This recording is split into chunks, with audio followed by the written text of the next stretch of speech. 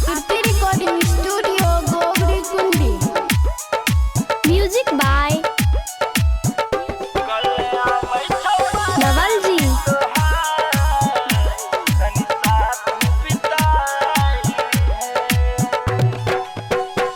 कल यही तो बाराती तोहार तनी साथ बिताई है। कल यही तो बाराती तोहार तनी साथ बिताई है।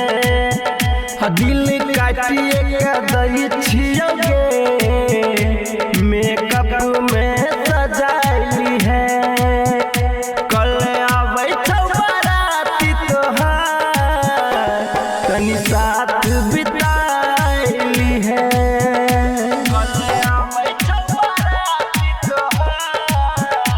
Singing by Vicky Yadav.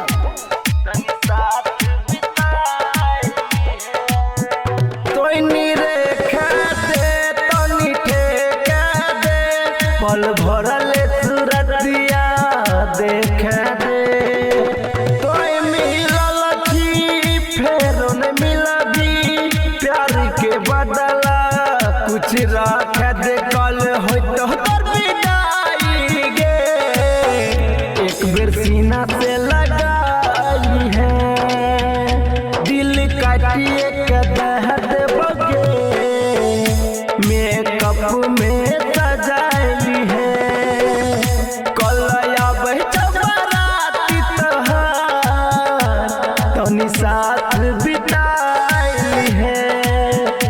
कल आबै बाराती तोहार तनी साथ बिताई है। छोड़ के गेलही दिल तोड़ देलही बोल न कैसन भेलो मजबूर।